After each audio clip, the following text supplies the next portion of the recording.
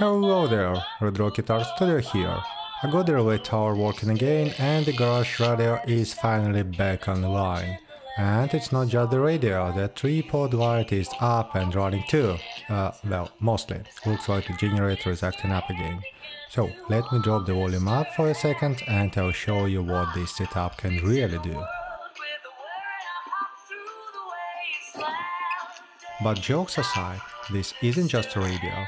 While it plays MP2 tracks and drives those audio-reactive lights in the real time, this setup actually acts as a central audio server, controlling all other sound effects in the scene, even wirelessly, like this wall lamp. The device receives wireless signal by Wi-Fi from the wall lamps and triggers the corresponding effect based on the scene logic. For example, this alarm. The buttons on the radio control track switching and the volume. What's up, Wastelanders? This is 3Dog Cool, and you're listening to Galaxy News Radio, bringing you the truth, no matter how bad it is. And now, some music. The SFX engine and the MP3 player run independently, so they can play at the same time, thanks for the buffering of the audio engine. And the volume setting is saved in the memory and restored even after the rebooting.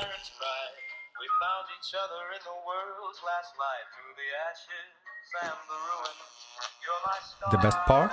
The entire system is powered by the code built entirely with AI, and I'm going to show you exact process so you can do it too. I'm also giving away the full material list, wiring diagrams and the 3D model for free. And if you're into the projects like this, consider subscribing, it really helps the channel out. But now, let's get into the build.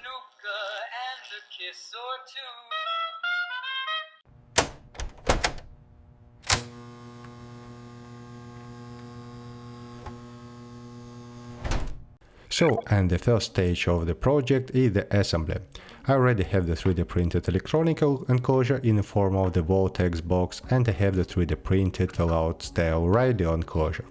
And I had to design both of them by myself, because I found the file and the visual style on the online resources like this Sketchfab, but unfortunately they were not downloadable, so I decided to recreate it by myself. First, what I'm doing is preparing the speaker so it can be installed inside the radio enclosure. I desolder the wires and trim away all the unnecessary part of the housing, so it fits inside the radio properly. I made the new front and the back cover for the speaker, sized specifically for my radio enclosure. That let me recreate the acoustic chamber once more time, but this time entirely within the radio body. As the next step, I glued the buttons into the pre-made holes.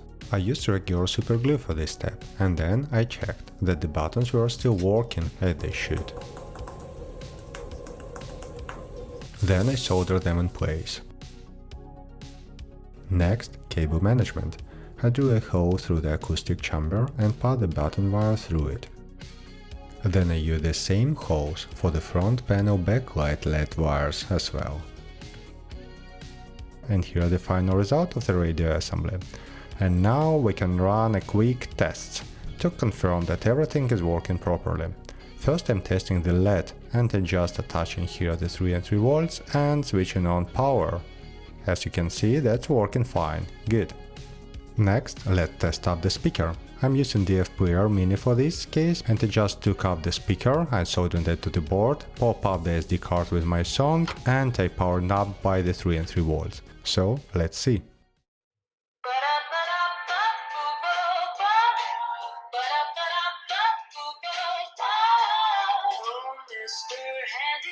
Quite a sight, with a torch in the left and a saw in the right.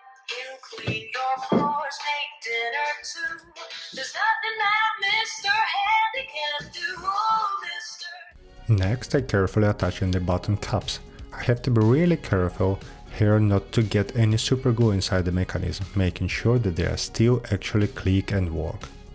So, and just like that, the radio assembly is pretty much finished, and the only thing left to do now is to prime the whole thing with a mixture of the black and white acrylic gesso.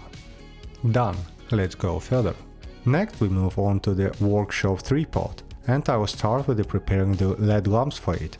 I use some RC car light I bought on the AliExpress, and the first thing I do is take them apart and then I do soldering all the wires because they're too big for my model. Actually only we need are those LED panels and the body for them. Next I solder on a thin wire here and I tweed the strands together into the braid.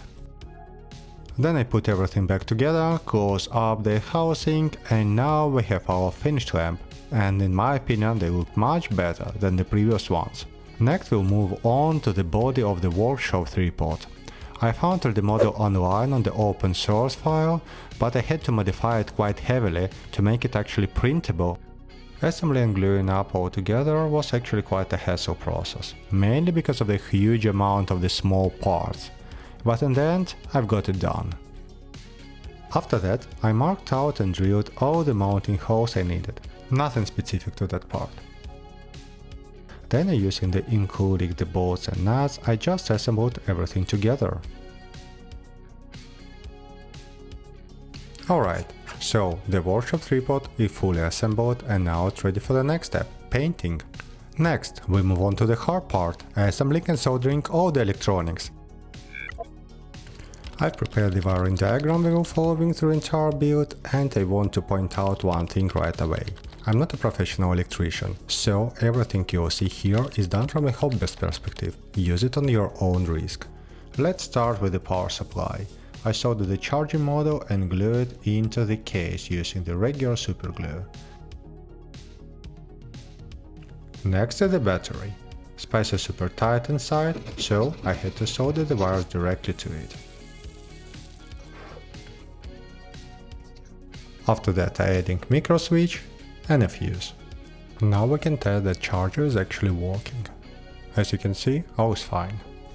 Next I prepped the rest of the modules, the audio amplifier, the SD card reader, the MOSFET and the power sensor. And then I mounted everything inside the enclosure. As you can see, my 3D design and modeling skills are not exactly perfect either. But with a little adjustment, that model fitted nicely inside the enclosure. The most important step here is the buck bus converter, because it provides 3 and 3 volt supply for all our critical models. Make sure to test it after the soldering it in place. And then I build up our positive and negative power rails.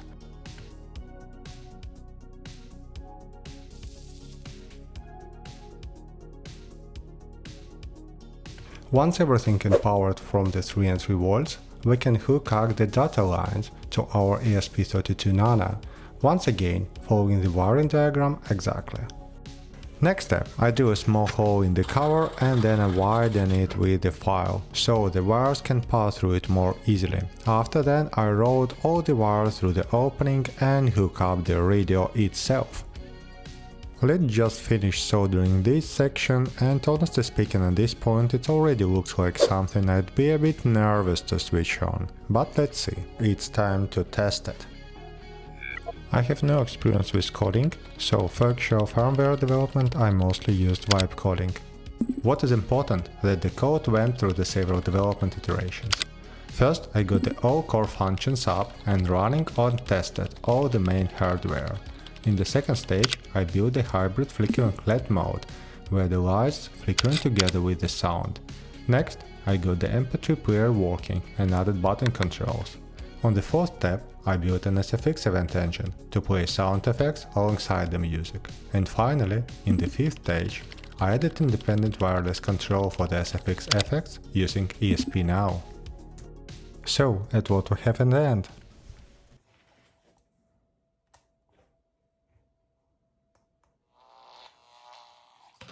The SFX engine for the lamp mode, with the flickering fully synchronized with the sound.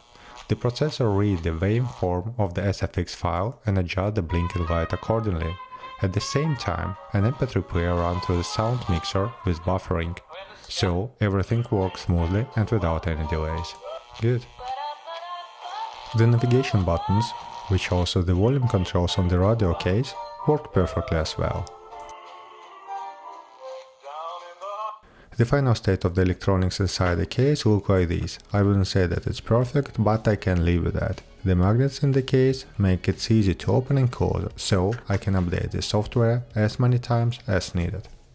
Regarding interactive software development, I run into all kinds of debugs and glitches many times, like this one.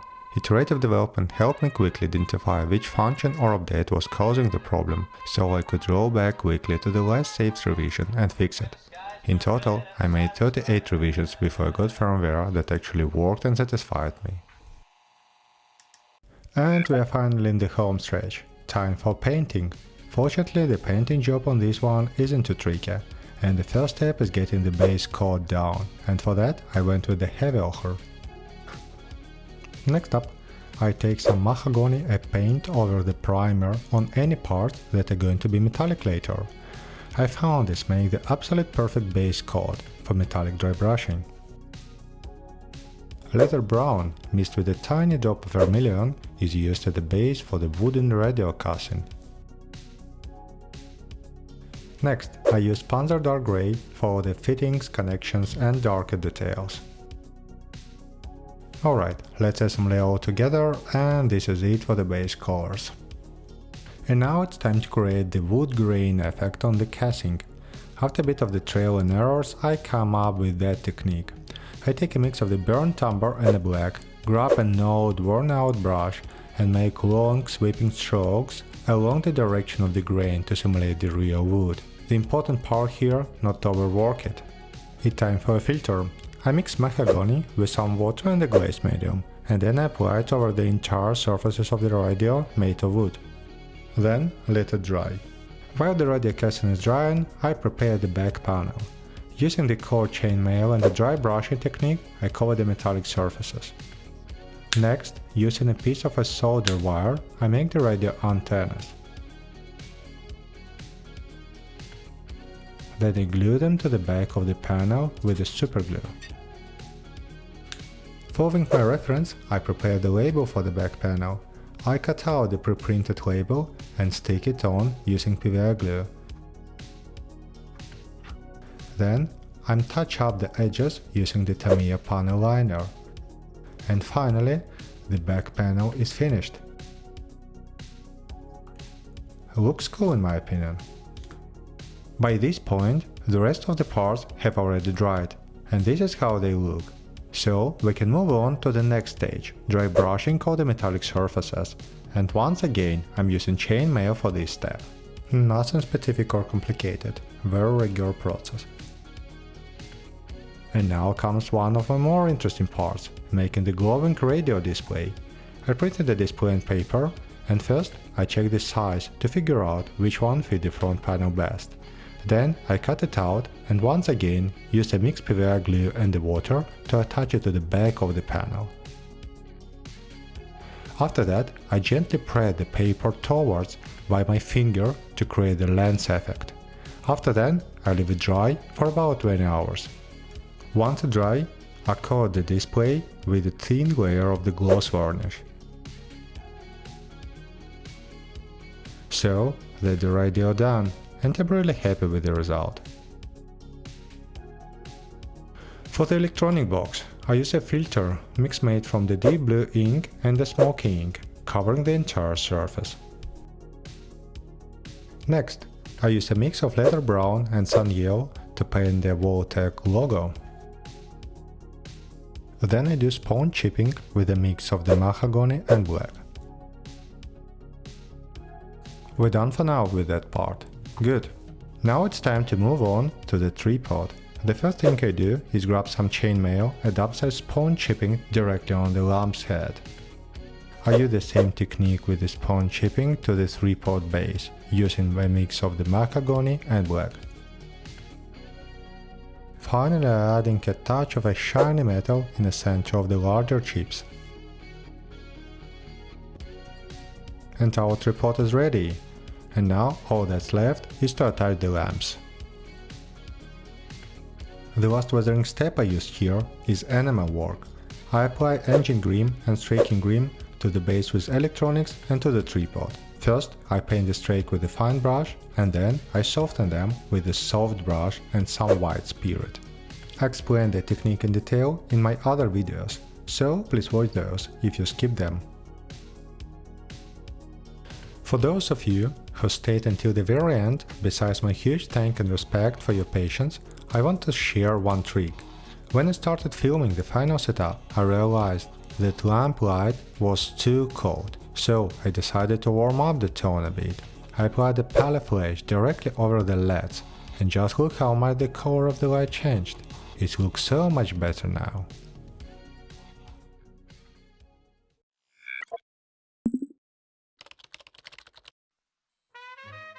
So, and that's it for this project. That was a cool one, at least for me. Thanks for watching until the end, and shout out to those who actually made it this far. But before ending the video, I want to share my takeaways from this journey. First, cutting corners on your core component is a recipe of the total redesign. Make sure that your microcontroller can handle all the features simultaneously and your battery has enough juice. Also verify your components early on and don't get caught by an incompatible MOSFET or a weak booster like I did. Second, a fuse is your last line of defense, but a multimeter is your best friend.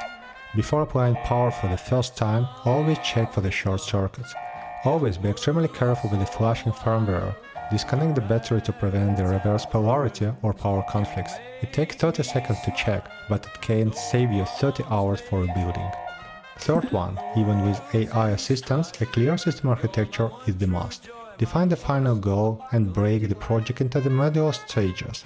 If you don't, you will end up with a black box code that works, but it is impossible to debug or update. Remember, AI is a tool for execution, but not for planning. In today's world, the real challenge isn't to find how to do that, it's actually doing that. My advice? Don't chase for that unreachable ideal. Try for a high standard, but know when to call it done, otherwise you will be stuck on the one project forever. And I decided to follow my own advice and finish this build right here, because I'm already itching to start the next one. If you enjoy this journey, please subscribe, it really helps the channel out. So, thanks for watching and I'll see you in the next one. Bye bye.